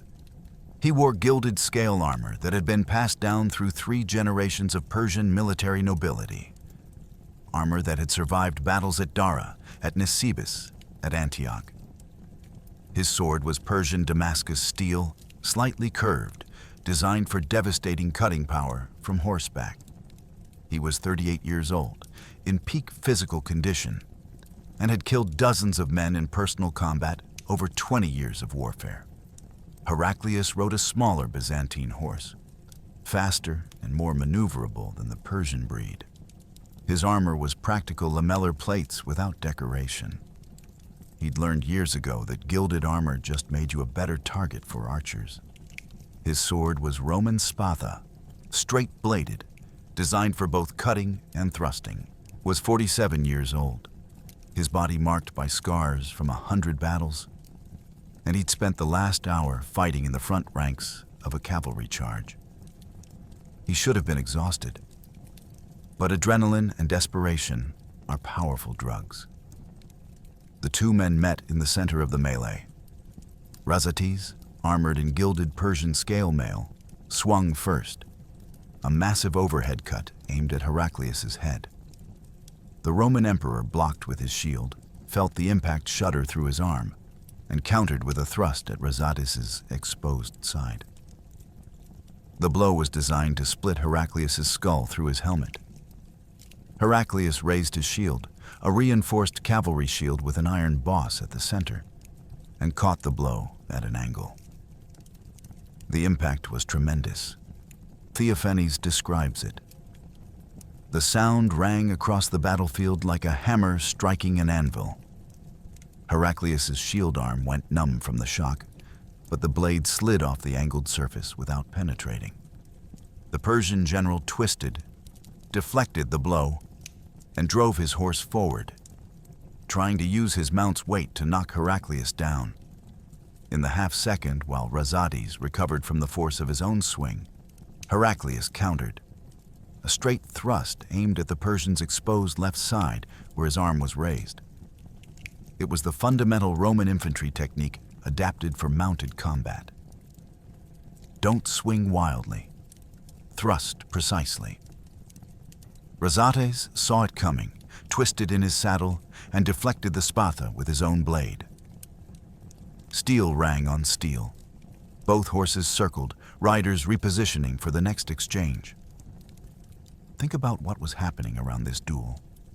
Thousands of soldiers on both sides, Romans and Persians locked in desperate melee combat, stopped fighting to watch. In the ancient world, single combat between champions wasn't just spectacle. It was seen as divine judgment. The winner wasn't just the better fighter, he was favored by the gods. Both armies understood that the outcome of this duel might determine the outcome of the entire battle, regardless of tactical position. For 60 seconds, the two leaders traded blows while thousands of soldiers on both sides stopped fighting to watch. Razates drove his horse forward, trying to use his mount's superior weight to knock Heraclius down. If the Roman emperor fell, Persian soldiers would swarm him before he could remount. Heraclius wheeled his lighter horse away, maintaining distance, looking for openings. Razates swung again, a horizontal cut at Heraclius's torso. Heraclius leaned back in his saddle, felt the blade pass inches from his chest, then spurred forward inside Razates's reach. At close range, the longer Persian sword lost its advantage. Heraclius slammed his shield into Razates's horse's face, causing the animal to rear, throwing the Persian general off balance. Then Heraclius saw his opening. At 11:04 a.m., Razates made his fatal mistake. Off balance from his horse's rearing, he swung anyway, a desperate cut designed to force Heraclius back. But the swing was overextended, his weight committed forward. His guard dropped for a fraction of a second. Razates overextended on a swing.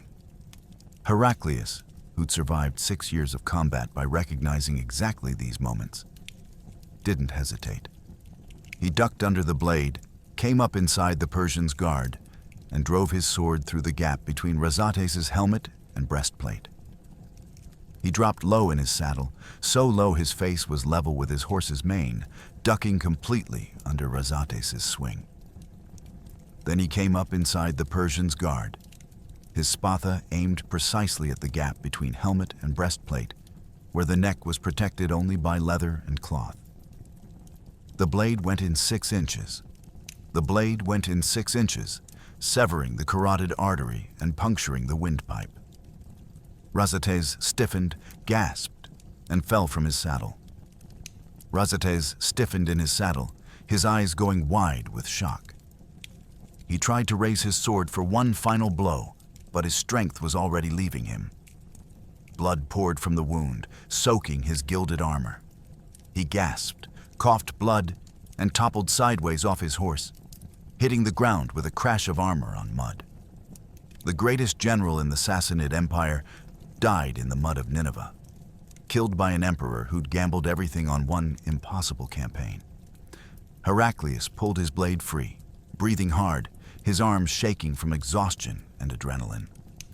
For a moment, he stared down at the dying Persian general, the man who'd terrorized Roman forces for 2 decades, who'd beaten Byzantine armies from Syria to Armenia, who'd been sent to end this war. Razates looked up at the Roman emperor, tried to speak, couldn't form words through the blood filling his throat, and died. At 11:05 a.m., a sound rose from the Roman lines that Theophanes describes as like thunder rolling across the plains. 25,000 Roman soldiers who just watched their emperor kill Persia's greatest general in single combat erupted in a roar of triumph. The psychological effect was instantaneous and total. Roman soldiers who'd been holding defensive positions surged forward with renewed fury. The Bucellari, seeing Heraclius victorious, drove deeper into the Persian rear with savage intensity. But the effect on the Persian army was even more catastrophic. The 200 elite bodyguards who'd ridden with Razates stared at their general's corpse in shock. Their commander was dead, killed in single combat in front of both armies. In the ancient world's warrior culture, this wasn't just military defeat, it was divine judgment. Several of the bodyguards dropped their weapons immediately. Others turned their horses and fled. Within 30 seconds of Razates hitting the ground, his entire elite guard had disintegrated, and the news was spreading through the Persian army like wildfire. Razates is dead. The general is dead. The gods have abandoned us. The moment Razates fell, the Persian army shattered. It wasn't a gradual retreat, it was instantaneous psychological collapse. Persian soldiers saw their general dead, saw the Roman cavalry behind their lines, saw their left flank gone, and broke. Officers screamed orders that no one followed. Infantry dropped their weapons and ran. Sassanid cavalry abandoned formation and fled toward the hills. The disciplined war machine that had marched out that morning disintegrated into a panicked mob. The collapse began at the exact center of the Persian line, where Razates had fallen. At 11:06 a.m., 60 seconds after the general's death, the Persian infantry units closest to the duel simply stopped fighting. Not retreated, stopped. Men who'd been locked in brutal melee combat with Roman optimatoi just walked away, dropped their spears, turned their backs, started moving toward the rear. Roman soldiers, stunned by this sudden cessation of resistance, hesitated for a moment before realizing what was happening. Then they attacked. The Persian infantry who'd abandoned the fight were cut down from behind, unable to defend themselves, too psychologically shattered to even raise their shields. Within 5 minutes, the collapse spread like disease through the entire Persian formation. Units that hadn't seen Razates fall heard the news from fleeing soldiers screaming, "The general is dead! Razates is dead!" Persian officers tried to hold the line, shouting orders, threatening deserters, even killing their own men to enforce discipline. It didn't matter. When an army's command structure decapitates and morale shatters, individual courage becomes irrelevant. Men fight as units or they die as individuals, and the Persian army was no longer functioning as units. Here's what makes this collapse genuinely catastrophic. The Persians still outnumbered the Romans. Even after the Bucellari charge had destroyed the left flank, even after casualties from the elephant disaster and the initial harassment, Persia had approximately 32,000 effective troops remaining on the field at 11:05 a.m. The Romans had maybe 23,000. A competent Persian officer rallying even half those troops could have stabilized the situation, formed a defensive line, and conducted an organized retreat. But Razates had been the command center. His subordinate officers had been trained to execute his orders, not to think independently. When he died, the entire command system collapsed with him. At 11:15 a.m., the Persian right flank, 7,000 Sassanid cavalry who'd been holding position against the Roman counteratoi, received word that Razates was dead and the center was collapsing. Their commander, a Persian noble named Shahryarz, made a decision that saved his men's lives, but doomed the rest of the army. He ordered immediate withdrawal. 7,000 cavalry turned their horses and galloped south toward the Tigris River, abandoning the infantry entirely. Think about what that meant. 20,000 Persian infantrymen, already demoralized and seeing their left flank destroyed, now watched their right flank cavalry support disappear over the horizon. The message was unmistakable. Save yourself, because no one else will. The Romans pursued without mercy. Heraclius's cavalry hunted down fleeing Persians across 10 miles of open ground. His light horse archers rode alongside routing infantry, firing arrows into their backs. His heavy infantry advanced methodically, killing anyone who tried to rally. The rout became total. By 11:30 a.m., the entire Persian army was fleeing south in complete disorder. No formations, no rear guard, just thousands of men running for their lives. And the Romans pursued with systematic brutality. Heraclius divided his forces into pursuit groups, each with a specific mission. The Bucellari heavy cavalry, still relatively fresh and organized, rode down fleeing Savaran cavalry who'd abandoned their infantry. The Kontaratoi medium cavalry swept the flanks, preventing Persians from escaping east or west.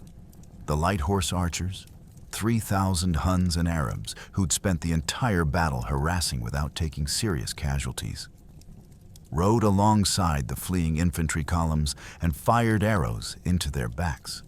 Byzantine sources describe the pursuit with unusual detail. The Hunnic horse archers would ride parallel to fleeing Persian infantry columns, staying just out of spear range and loose volleys of arrows every 30 seconds. The Persians couldn't defend themselves. If they stopped to form defensive lines, the Roman heavy cavalry would catch them. If they kept running, the arrows kept falling. Theophanes records that the pursuit lasted for over 10 miles, from the battlefield at Nineveh south to the Tigris River. Persian soldiers threw away armor, weapons, shields, anything that would slow them down.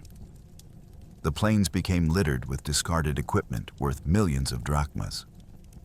At the Tigris, the fleeing Persians faced a new nightmare. The river was too deep to ford at most points. Soldiers tried to swim across in full equipment and drowned.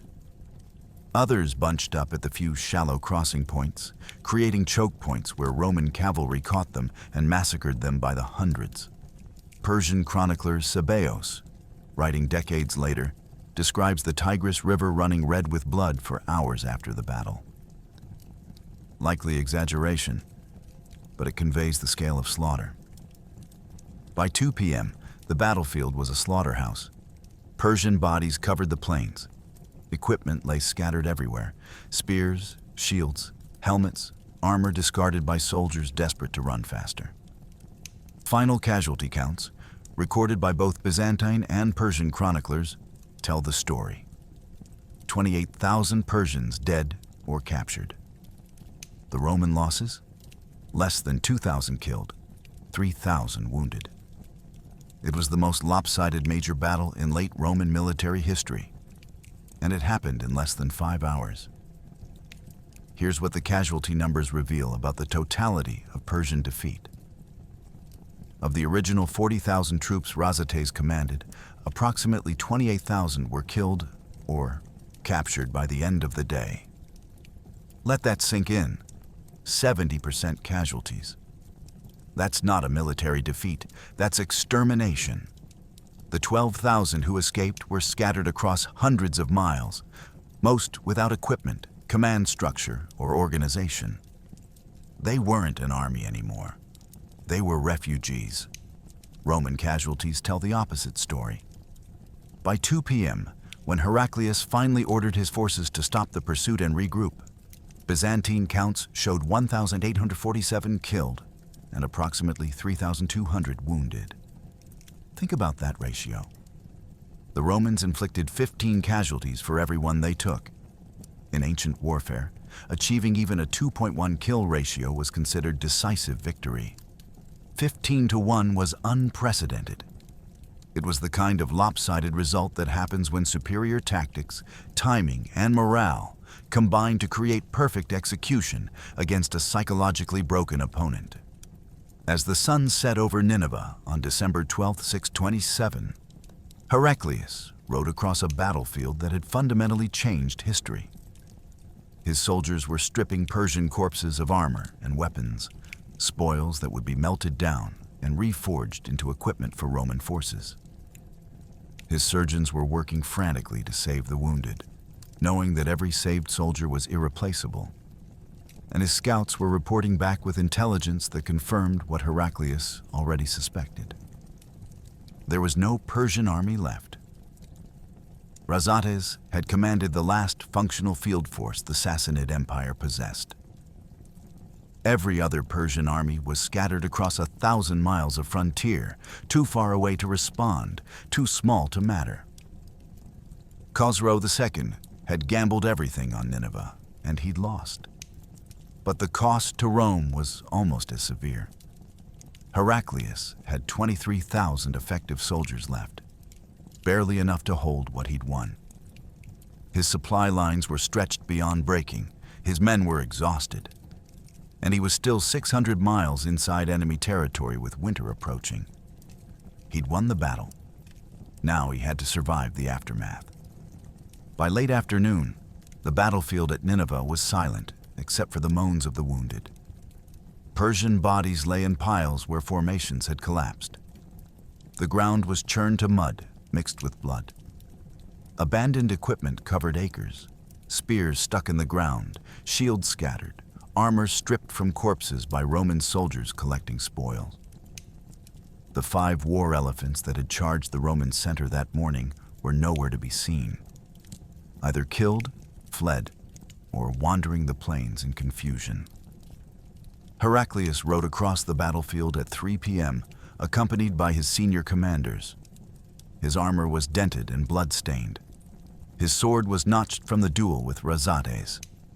He was exhausted, his body shaking from adrenaline crash and the accumulated strain of 6 years of continuous warfare. But he'd won. Against impossible odds, deep in enemy territory, outnumbered and out-resourced, he'd destroyed the largest Persian field army in a generation. Byzantine sources describe Heraclius stopping at the spot where Razates had fallen. The Persian general's body had been stripped of its gilded armor by Roman soldiers, standard practice in ancient warfare. Heraclius reportedly ordered the body recovered and prepared for proper burial. He was a worthy enemy. Theophanes quotes the emperor saying, "He deserves honor in death." Whether this actually happened or was invented by later chroniclers to make Heraclius seem magnanimous is debatable. But it fit the narrative. The merciful Christian emperor defeating the pagan general. The butcher's bill told the story in brutal arithmetic. By nightfall on December 12th, Roman burial details counted 1,847 Roman dead scattered across the battlefield. Another 3,200 wounded, of whom perhaps 800 would die from infection or blood loss over the next week, despite the surgeon's best efforts. That meant Heraclius had lost roughly 2,600 men permanently from an army that had started the day with 25,000. Think about that. A 10% casualty rate in a battle where he'd been outnumbered nearly 2.1 and won decisively. By ancient warfare standards, it was remarkably light. But for an army 600 miles from reinforcement, every loss was catastrophic. The Persian losses were almost incomprehensible. Roman scouts counted approximately 18,000 Persian dead on the battlefield itself. Bodies lying where they'd fallen in the initial combat. The elephant charge, the Bucellari breakthrough, and the collapse of the center. Another 10,000 had been killed during the pursuit to the Tigris River, their corpses scattered across 10 miles of plains.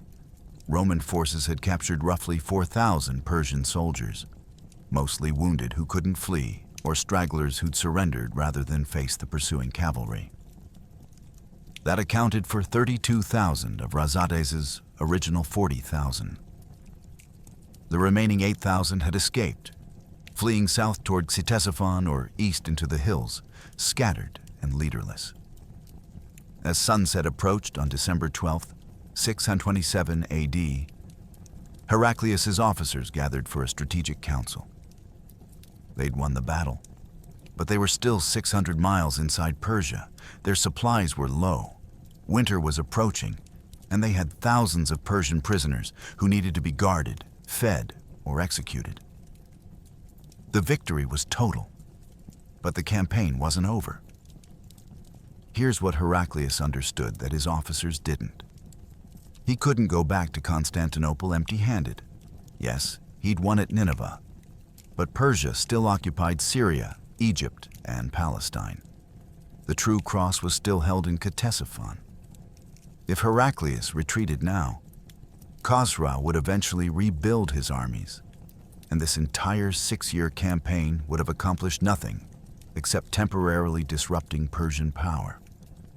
The victory at Nineveh only mattered if Heraclius could convert it into strategic concessions from Persia, which meant he needed to negotiate from a position of overwhelming strength. On December 13th, Heraclius made a decision that shocked his senior commanders.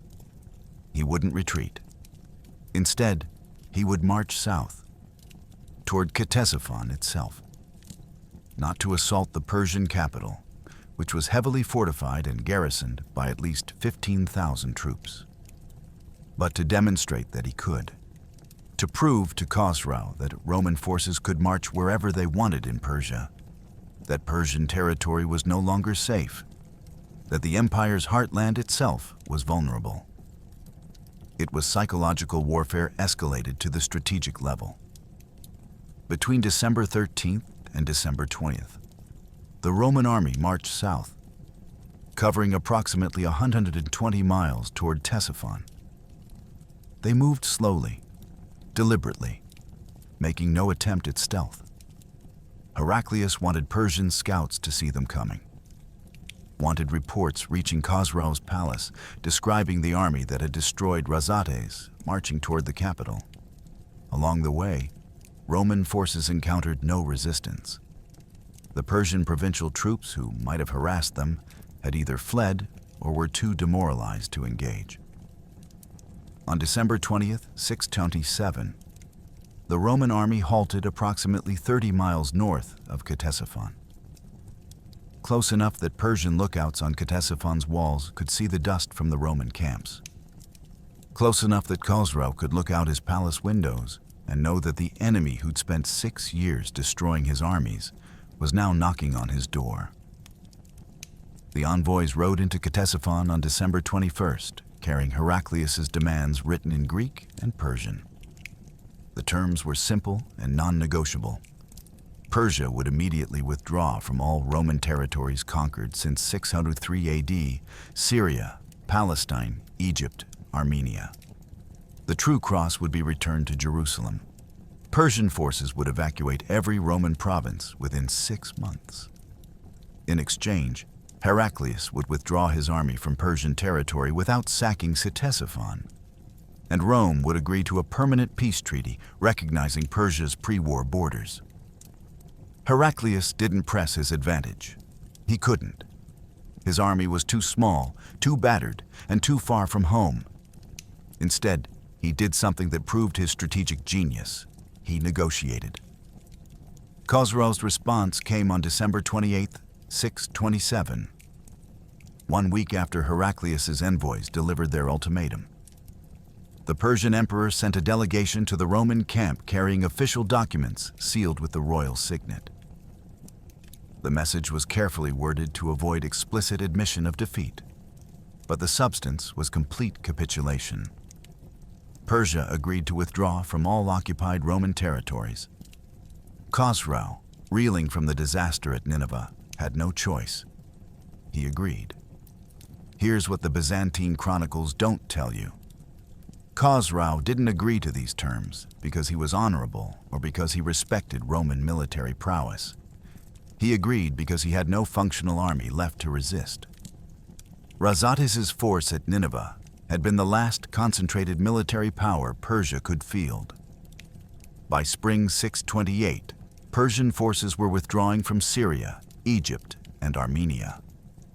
The territories they'd conquered over 17 years were being returned to Roman control. On January 3rd, 628, Heraclius gave the order to march. The Roman army, now numbering approximately 21,000 effective troops after accounting for casualties, disease, and soldiers too wounded to travel, began the long journey home. They marched north through Mesopotamia, then west through Armenia, covering roughly 600 miles over 3 months through some of the harshest winter conditions in a generation. On March 15, 628, the Roman army crossed back into Roman-controlled territory near Theodosiopolis. They'd been gone for 6 years.